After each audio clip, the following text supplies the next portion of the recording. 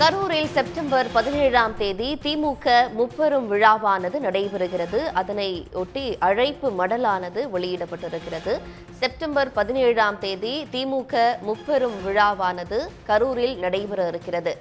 பெரியார், அண்ணா, கலைஞர் புகழ் நிலைக்கட்டும், திமுகவின் வெற்றி சரித்திரம் தொடரட்டும் என்று அந்த மடலில் முதலமைச்சர் குறிப்பிட்டிருக்கிறார். கொள்கையில்லா கூட்டத்தை சேர்த்து பொதுமக்களுக்கு இடையூறு செய்யும் இயக்கமல்ல திமுக என்று குறிப்பிட்டிருக்கிறார். கூக்குரலிட்டு கும்மாளம் போட்டு பொதுமக்களுக்கு இடையூறு செய்யும் இயக்கமல்ல திமுக என்று முதலமைச்சர் மு.க.ஸ்டாலின் குறிப்பிட்டிருக்கிறார். நாம் கூடும்போது கொள்கை பட்டாளமாக கூடுவோம். 7வது முறையாக திமுக ஆட்சி மலர்ந்திட கரூரில் நடைபெறும் முப்பெரும் விழா வெற்றி பாதையாக அமையட்டும் என்று அவர் குறிப்பிட்டிருக்கிறார். விவரங்களோடு செய்தியாளர் அன்புச்செல்வன் இணைகிறார். அன்புச்செல்வன், இப்போ அந்த மடல்ல என்ன குறிப்பிட்டிருக்கிறார் முதலமைச்சர்? முதலமைச்சரும் திமுக தலைவருமான மு.க.ஸ்டாலின் தொண்டர்களுக்காக உடன்பிறப்புகளுக்கு வழக்கமாக கடிதம் எழுதுவார். அதற்கான எழுதக்கூடிய அந்த அழைப்பு மடலில் குறிப்பாக திமுகவினுடைய முப்பெரும் விழா கரூரில் நடைபெற இருக்கிறது.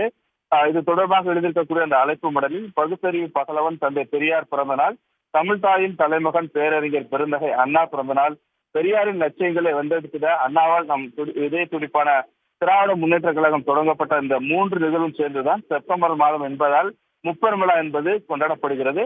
அதற்கு அதனுடைய மிக முக்கியமாக உடன்பிறப்புகள் இந்த திருவிழா கொண்டாடும் வழக்கத்தை தொடங்கியவர் தான் நம் உயர்நிகர் தலைவர் கலைஞர் என்றும் அந்த கடிதத்தில் குறிப்பிட்டிருக்கிறார்.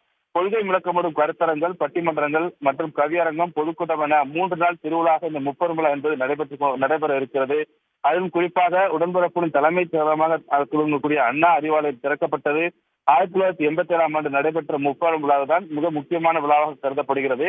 இந்த முப்பெரும் விழாவினுடைய வரலாற்று பின்னணியாக 1990ஆம் ஆண்டு செப்டம்பரில் நடைபெற்ற விழாவின் போது சமூக நீதி காவலர் வி.பி. சிங் பிரதமராக இருந்தபோது நடைபெற்றதை உள்பட பல்வேறு நிகழ்வுகளையும் முதலமைச்சர் மு.க.ஸ்டாலின் அதில் சுட்டிக்காட்டியிருக்கிறார்.